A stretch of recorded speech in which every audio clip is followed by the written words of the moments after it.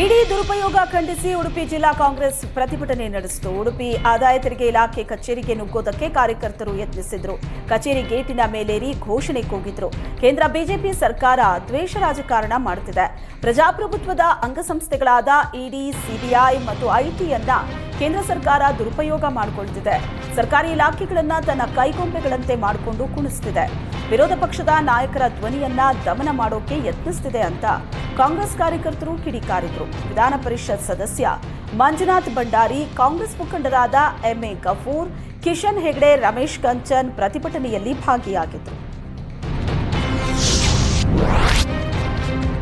ಕಾಂಗ್ರೆಸ್ ನಾಯಕಿ ಸೋನಿಯಾ ಗಾಂಧಿ ಮತ್ತು ರಾಹುಲ್ ಗಾಂಧಿ 7,500 ಕೋಟಿ ಆಸ್ತಿಯನ್ನ ಕಬಳಿಸಿದ್ದಾರೆ ಅಂತ ವಿಪಕ್ಷ ನಾಯಕ ಆರ್ ಅಶೋಕ್ ಆರೋಪಿಸಿದ್ದಾರೆ. ದೇಶದ ಸ್ವಾತಂತ್ರ್ಯ ಯೋಧರ ಟ್ರಸ್ಟ್ ನ್ಯಾಷನಲ್ ಹೆರಾಲ್ಡ್ ಪತ್ರಿಕೆ ಆದರೆ 7,500 ಕೋಟಿ ಆಸ್ತಿಯನ್ನ ಸೋನಿಯಾ, ರಾಹುಲ್ ಕಬಳಿಸಿದ್ದಾರೆ. ಈ ರೀತಿಯ ಸ್ಕೀಮ್ ಜಾರಿಗೆ ತಂದ ಕಾಂಗ್ರೆಸ್ಗೆ ನೊಬೆಲ್ ಪ್ರಶಸ್ತಿ ಕೊಡಬೇಕು. ಅಮ್ಮ ಮಗ, ಹಸು ಮತ್ತು ಕರು ರೀತಿ ಕೋಟಿ ಕೋಟಿ ಲೂಟಿ ಮಾಡಿದ್ದಾರೆ.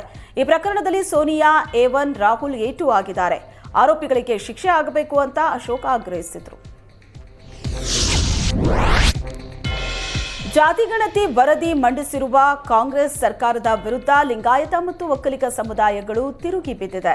ಜಾತಿಗಣತಿ ವರದಿಯಲ್ಲಿ ಮುಸ್ಲಿಮರನ್ನ ಹೆಚ್ಚಿನ ಸಂಖ್ಯೆಯಲ್ಲಿ ತೋರಿಸಿದ್ದು ಇದು ಒಕ್ಕಲಿಗ ಮತ್ತು ಲಿಂಗಾಯತ ಸಮುದಾಯದ ಕೆಂಗಣ್ಣಿಗೆ ಗುರಿಯಾಗಿದೆ. ಈ ಹಿನ್ನೆಲೆಯಲ್ಲಿ ಡಿಕೆಶಿ ನೇತೃತ್ವದಲ್ಲಿ ಒಕ್ಕಲಿಗ ಶಾಸಕ ಸಚಿವರ ಸಭೆ ನಡೆಯಿತು. ಇಂದು ಅಖಿಲ ಭಾರತ ವೀರಶೈವ ಮಹಾಸಭಾ ಕೂಡ ಮೀಟಿಂಗ್ ನಡೆಸಿದೆ. ಯಾದವ, ತಿಗಳ, ರೆಡ್ಡಿ ಸಮುದಾಯದಿಂದಲೂ ಆಕ್ರೋಶ ವ್ಯಕ್ತವಾಗ್ತಾ ಇದೆ. ಜಾತಿ ಗಣತಿಗಾಗಿಯೇ ನಾಳೆ ವಿಶೇಷ ಸಂಪುಟ ಸಭೆ ಆಯೋಜಿಸಿದ್ದು ನಾಳಿನ ಸಭೆಯಲ್ಲಿ ಯಾವ ನಿರ್ಧಾರ ಕೈಗೊಳ್ಳುತ್ತಾರೆ ಅನ್ನೋ ಕುತೂಹಲ ಮೂಡಿದೆ.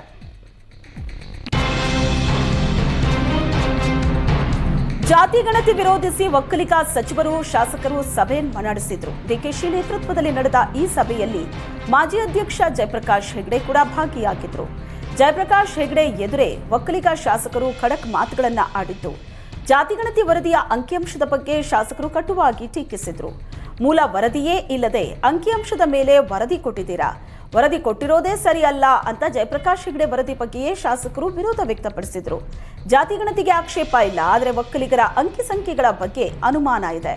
ಒಕ್ಕಲಿಗ ಸಮುದಾಯದ ಅಂಕಿ ಸಂಖ್ಯೆ ತಪ್ಪಾಗಿದೆ ಅಂತ ಶಾಸಕರು ವಿರೋಧ ವ್ಯಕ್ತಪಡಿಸಿದ್ರು. ಅನ್ಯಾಯದ ಬಗ್ಗೆ ಸಿಎಂಗೆ ಮನವರಿಕೆ ಮಾಡಿಕೊಡ್ಬೇಕು. ಒಕ್ಕಲಿಗರ ಜನಸಂಖ್ಯೆ ನಿಖರವಾಗಿ ದಾಖಲಿಸಬೇಕು. 3 ತಿಂಗಳಲ್ಲಿ ಸಮುದಾಯದ ಅಂಕಿಅಂಶ ದಾಖಲಿಸಬೇಕು ಅಂದರು.